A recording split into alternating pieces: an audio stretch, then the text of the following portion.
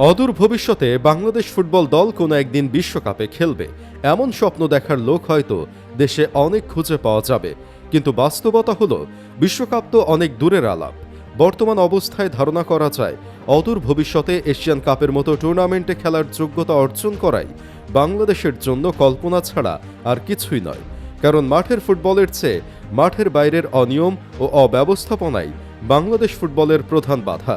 দেশের ফুটবলের সম্ভাবনার আলো যখনই একটু জ্বলতে দেখা যায়, তখনই সিস্টেমের অবনতি আর পেশাদারিত্বের অভাব সেই আলোকেও নিভিয়ে দেয়।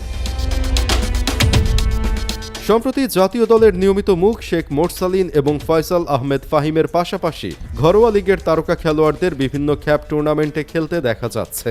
ক্লাবের সাথে চুক্তিবদ্ধ এবং জাতীয় দলের মতো পর্যায়ে খেলা ফুটবলাররা যখন মাত্র কয়েক হাজার টাকার লোভে এমন ক্যাপ খেলতে নামে, তখন স্পষ্ট ধারণা পাওয়া যায় কতটা বাজে ব্যবস্থাপনায় টিকে রয়েছে বাংলাদেশের ফুটবল।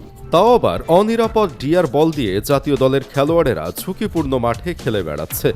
একজন জাতীয় দলের ফুটবলার যখন ক্যাপ খেলতে গিয়ে ইনজুরির ঝুঁকিতে থাকে, তখন তার প্রফেশনালিজম নিয়ে যেমন প্রশ্ন ওঠে, একই সাথে তেমনি স্পষ্ট হয় যে আমাদের দেশের লিগগুলো খেলোয়াড়দের জীবনযাত্রার সামান্যতম নিরাপত্তা দিতেও ব্যর্থ।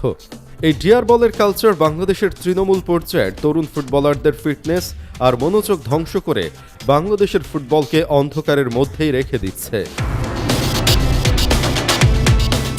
18 কোটি জনসংখ্যার বাংলাদেশ কেন এশিয়ান কাপের চূড়ান্ত পর্বেই কোয়ালিফাই করতে পারবে না? এমন প্রশ্নের জবাবে সোজা কথাই বলতে হয়, এখানে কোনো নিয়ম কানুন বা পরিকল্পনা মেনে চলে না কেউই। বছরের পর বছর ধরে আমরা শুধু একটাই চিত্র দেখে আসছি, সিস্টেমেটিক অবনতি। কিন্তু ফেডারেশনের কর্তৃপক্ষের মুখে সবসময় জনগণের কাছে জনপ্রিয়তা পাওয়ার জন্য বড় বড় স্বপ্নের কথা শুনতে পাওয়া যায়, কিন্তু আপনি জানলে অবাক হবেন তা শুধুই সস্তা পপুলিজম ছাড়া আর কিছুই নয়।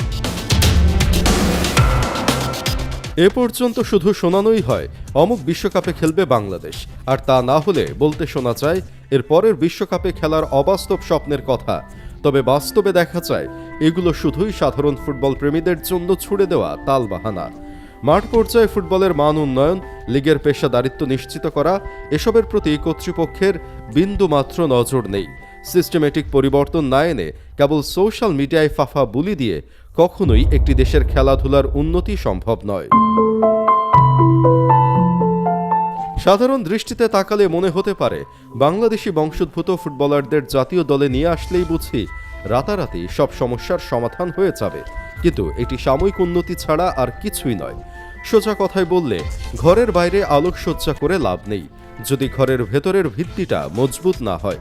শুধুই প্রবাসী প্রতিভা এনে হয়তো কিছু সময় ভালো পারফর্ম করা সম্ভব, কিন্তু পুরো জাতীয় দলের দীর্ঘমেয়াদী সাফল্য প্রবাসী তারকাদের ওপর নির্ভর করতে পারে না। আমাদের প্রধান সমস্যার জায়গা হলো ঘরোয়া ফুটবলের স্ট্রাকচারাল দুর্বলতা। বছরের পর বছর ধরে বাংলাদেশের ফুটবলে কোনো ধরনের লং টার্ম প্রজেক্ট নিয়ে কাজ করা হয়নি এবং এখনও হচ্ছে না। তৃণমূল পর্যায়ে ফুটবল প্রসারিত দেওয়ার কোনো ইচ্ছেই কর্তৃপক্ষের নেই। নেই পর্যাপ্ত মানসম্মত একাডেমি, নেই কোনো পরিকল্পিত স্কাউটিং ব্যবস্থা কিংবা সঠিক কোচিং নেটওয়ার্ক। 18 কোটিরও বেশি মানুষের এই দেশে প্রতিভার অভাব কখনোই ছিল না, কিন্তু সেই প্রতিভাকে ঘষে মেজে তৈরি করার মতো প্রাথমিক একাডেমিক ব্যবস্থা বাফুফে আজও গড়ে তুলতে পারে। বয়সভিত্তিক টুর্নামেন্টগুলো নিয়মিত হয় না। অনূর্ধ্ব 15, অনূর্ধ্ব 17 পর্যায়ে ফুটবলারদের কোনো নির্দিষ্ট ডেটাবেজ নেই। ফুটবলের ওভারঅল স্ট্রাকচার ঠিক করা, প্লেয়ারদের পেশাদারিত্ব এনশিওর করা আর প্রপার একাডেমিক কালচার স্টার্ট না করলে বাংলাদেশ ফুটবলের ভবিষ্যৎ আজীবনই অন্ধকারে থেকে যাবে।